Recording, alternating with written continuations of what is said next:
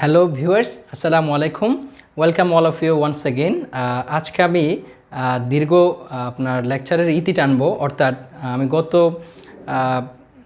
কয়েকদিন ধরেই আপনার লেকচার নিচ্ছি আপনার রাইট ফর্ম অফ ভার্বের উপর 1 থেকে আজকে 10 নাম্বার লেকচার আমি নিব।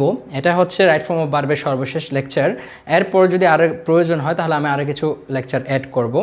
আজকে আমি যে বিষয়টা নিয়ে কথা বলতে চাচ্ছি সেটা হচ্ছে আপনার কিছু ফ্রেজ আছে, যে ফ্রেজগুলো থাকলে এরপর কোন টেন্স হয়, অর্থাৎ সেই ফ্রেজগুলো হচ্ছে যে আপনার নো সুনার, হার্ডলি, স্কেয়ার্সলি এবং বেয়ারলি। এই সকল ওয়ার্ড যদি কোনো একটা সেন্টেন্সে থাকে তাহলে তার আগে এবং পরে কোন কোন টেন্স হয় এবং সেগুলোর অর্থ কীরকম হয় সে বিষয়টা নিয়ে আমরা কথা বলবো, যেগুলো আপনারা অনেকেই জেনে থাকবেন। এই বিষয়গুলো আপনাদের অনেকের জানা আছে। আপনার নো সোনার এবং নো সোনার থাকলে আবার তার জন্য কানেক্টিং ওয়ার্ড বসে দেন। ওকে, যদি হার্ডলি থাকে তার জন্য বসবে হয়েন, আর স্কার্সলি থাকলে তার জন্য বসবে হয়েন, আর বেয়ারলি থাকলেও তার জন্য বসে হয়েন। এই no sooner, hardly, scarcely, barely এই শব্দটার পর যে টেন্সটা থাকবে সেই টেন্সটা হচ্ছে পাস্ট পারফেক্ট টেন্স হয়। এবং আমরা জানি একটা যদি পাস্ট পারফেক্ট হয় আর একটা কিন্তু পাস্ট ইনডিফিনিট টেন্স হয়। ওকে, ঠিক সবগুলোর ক্ষেত্রে এই নিয়মটাই প্রযোজ্য হবে। জাস্ট ওয়ান থিং, এখানে একটা বিষয় আছে যেটা আপনাকে মাথায় রাখতে হবে। এখানে পাস্ট পারফেক্ট টেন্স হয় ঠিক আছে, কিন্তু সেক্ষেত্রে আসলে ভার্বটা আগে বসে, সাবজেক্টটা এর পরে বসে। ওকে, এই no sooner, hardly, scarcely, barely এই ওয়ার্ডগুলো থাকলে যে পাস্ট পারফেক্ট টেন্সটা হয় সে পারফেক্ট টেন্সে ভার্বটা বসে আগে, তারপর বসে সাবজেক্ট। আমরা এক্সাম্পল দেখলে দেন বুঝবো। ওকে, যেমন দেখেন যে নো সোনার, ঠিক না? নো সোনার, এই যে মূলত পাস্ট পারফেক্ট টেন্স হয় কীরকম, দ্য থিফ হ্যাড সিন, এরকম হওয়ার কথা ছিল, কিন্তু হয়েছে had the thief seen. Okay, had মানে আগে ভার্বটা বসছে, তারপর সাবজেক্ট, তারপর main verb. Okay, no sooner had অর্থাৎ পাস্ট পারফেক্ট হওয়ার কথা হলো দ্য থিফ হ্যাড সিন, কিন্তু সেটা না হয়ে হয়েছে কি had the thief seen the police then he ran away. এই যে এরপর কানেক্টিং ওয়ার্ড আপনার দেন হবে এবং এরপরে পাস্ট ইনডিফিনিট টেন্স, যে রান, এই যে এটার তিনটা ফর্ম হলো R U N run, R A N run, R U N run. তাহলে এই যে পাস্ট টেন্সটাই হয়েছে। ওকে, তাহলে আগেরটা পাস্ট পারফেক্ট টেন্স, এটা পাস্ট পারফেক্ট, আর এটা হলো past indefinite tense, past indefinite. তাহলে no sooner had the thief seen the police then he ran away. পুলিশকে দেখতে না দেখতেই সে দৌড় দিল। এটা অর্থ হচ্ছে, এগুলো অর্থ হচ্ছে আপনার করতে না করতে, যেতে না যাইতে, খাইতে না খাইতে, খেলতে না খেলতে, দেখতে না দেখতে, এভাবে আপনার অর্থ হয়। ঠিক আছে, no sooner had the thief seen the police then he ran away. চোরটি পুলিশকে দেখা মাত্রই, দেখতে না দেখতেই আপনার দৌড়ে পালিয়ে গেল, হি রান অ্যাওয়ে মানে দৌড়ে পালিয়ে গেল। তাহলে নো সোনার থাকলে তার জন্য কানেক্টিং ওয়ার্ড বসবে দেন, THAN দেন। ওকে, এবং নো সোনারের পরের অংশটা হবে পাস্ট পারফেক্ট টেন্স এবং দেনের পরের অংশটা হবে past indefinite tense, past indefinite tense. Okay, এবং যে পাস্ট পারফেক্ট হবে সেক্ষেত্রে আগে বসবে ভার্ব, তারপর বসবে সাবজেক্ট।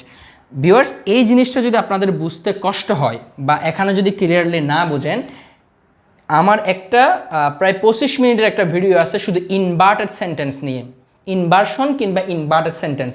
এই নাম আমার প্লেলিস্টে গেলে কিংবা আমার অল গ্রামাটিক্যাল ভিডিওগুলো যদি আপনি দেখেন, সেখানে আপনি ইনভার্সন নামে একটা ভিডিও পাবেন। সেই ভিডিওতে আমি বিস্তারিত আলোচনা করেছি কেন এখানে হেডটা আগে বসে, মানে আপনার কেন ইনভার্সনটা হয় এবং এগুলো হলে অর্থটা কীরকম হয়, সেই বিষয়গুলো নিয়ে আমি বিস্তারিত আলোচনা করেছি। আপনাদেরকে আমি অনুরোধ করছি, যদি এখানে না বুঝেন বিষয়টা, তাহলে আপনি ইনভার্সন নামে আমার যে ভিডিওটা আছে সেই ভিডিওটা দেখে নিন। আশা করি তখন আপনার কাছে কতভাবে ইনভার্সন হতে পারে এবং কেন হয়, এগুলো অর্থটা কীরকম হয়, কী জন্য এগুলো ইংলিশ সেন্টেন্সে আসছে, এই সকল বিষয়ে আমি বিস্তারিত আলোচনা ওখানে করেছি। এখানে আমি জাস্ট গ্রামারটাই আলোচনা করছি। ওকে, ঠিক একইভাবে যদি স্কার্সলি থাকলো সেম। ঠিক আছে, এই যে দেখেন মূলত হওয়ার কথা হলো স্কার্সলি পরে পাস্ট পারফেক্ট টেন্স হবে এবং এরপরে হবে হয়েন, কানেক্টিং ওয়ার্ডস হবে হয়েন এবং এরপরটা হবে পাস্ট ইনডিফিনিট টেন্স। দেখেন the train left, leave, left, left. Okay, past tense. তাহলে এই যে এখানে যে পাস্ট পারফেক্টটা হয়েছে, পাস্ট পারফেক্টটা কিন্তু দেখেন আগে হি হ্যাড রিচড হয় নাই, হয়েছে হ্যাড হি রিচড, অর্থাৎ আগে ভার্ব, তারপর কি বসছে সাবজেক্ট, তারপর মেইন ভার্বটা বসছে, মানে উল্টে গেছে। এটা হচ্ছে আসলে ইনভার্সন। তো scarcely had he reached the station when the train left. ট্রেনটি সে স্টেশনে পৌঁছতে ট্রেনটি ছেড়ে দিল, এটা অর্থ। তাহলে এই যে no sooner, hardly, scarcely, barely এ সকল ওয়ার্ড থাকলে করতে না করতে, যেতে না যাইতে, আসতে না আসতে, খাইতে না খাইতে এই ধরনের অর্থ দেয়। এবং একটা যদি পাস্ট পারফেক্ট হয় আর একটা হয় পাস্ট ইনডিফিনিট টেন্স।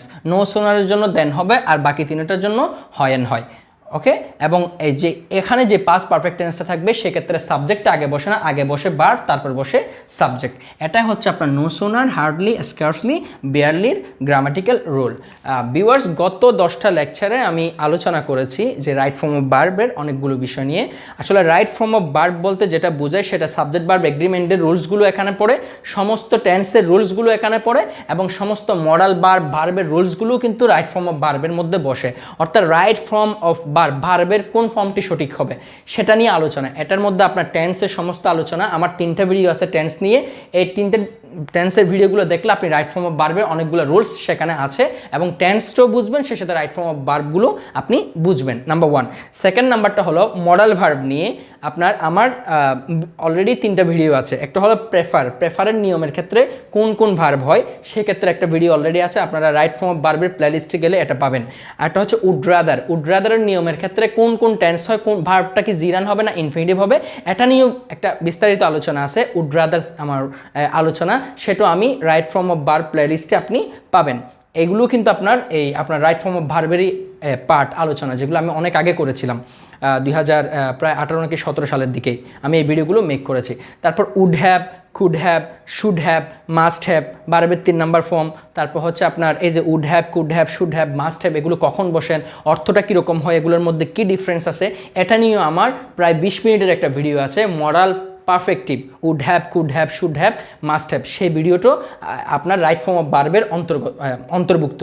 সেটা আমি আর আলোচনা করলাম না, কারণ এই ভিডিওগুলো অলরেডি করা আছে। আপনারা রাইট ফর্ম অফ ভার্ব প্লেলিস্টে গেলে আপনার 10টা ভিডিও তো আপনি পাবেনই, যে 10টা ভিডিও আমি করেছি রাইট ফর্ম অফ ভার্বের উপর, সেটা আপনি পাবেন।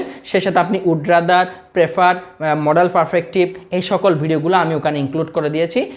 প্রায় টোটাল 13 থেকে 14টা ভিডিও আপনি রাইট ফর্ম অফ ভার্বের আমার চ্যানেলের আপনার প্লেলিস্টের মধ্যে দেওয়া আছে। এই 13-14টা ভিডিও দেখলে আশা করি রাইট ফর্ম অফ ভার্ব নিয়ে আপনার কনফিউশনগুলো দূর হয়ে যাবে। যত রুলস আছে আমি ট্রাই করেছি এই 14টা লেকচারে সাজানোর জন্য। সে সাথে সাবজেক্ট ভার্ব এগ্রিমেন্ট নিয়ে যে আলোচনাটা আছে, 3টে ভিডিও আছে সাবজেক্ট ভার্ব এগ্রিমেন্টের উপর। সেই 3টে ভিডিওতে আমি 15টা রুলস আলোচনা করেছি। এই 15টা রুলসও কিন্তু রাইট ফর্ম অফ ভার্বের অন্তর্গত মধ্যে পড়ে। আপনি এই সাবজেক্ট ভার্ব এগ্রিমেন্টগুলো দেখলে অনেকগুলো রাইট ফর্ম অফ ভার্ব সেখানে চলে আসে। ভিউয়ার্স, আমি এই দীর্ঘ লেকচার সিরিজের আজকেই সমাপ্তি করছি। যদি ভবিষ্যতে আরও প্রয়োজন হয় আমি রাইট ফর্ম অফ ভার্ব নিয়ে আরও লেকচার অ্যাড করব যদি প্রয়োজন হয়। এতদিন ধরে আমার এই লেকচারগুলো দেখার জন্য আপনাদেরকে অনেক ধন্যবাদ। আর আমার কারণে আমার লেকচারের মাধ্যমে যদি আপনি মনে করেন আপনার উপকার হচ্ছে, আপনি অনেক কিছু শিখছেন, তাহলে অবশ্যই আপনি আপনার ওয়েল উইশার ফ্রেন্ডদেরকে এই ভিডিওগুলো সেন্ড করবেন, শেয়ার করবেন, সবাইকে দেখার আমন্ত্রণ জানাবেন। পরবর্তীতে আমি ইনশাল্লাহ ন্যারেশন নিয়ে ভিডিও মেক করব, সেই ভিডিওগুলো দেখার আমন্ত্রণ রইল। সে পর্যন্ত ভালো থাকুন, সুস্থ থাকুন। আল্লাহ হাফেজ, আসসালামু আলাইকুম।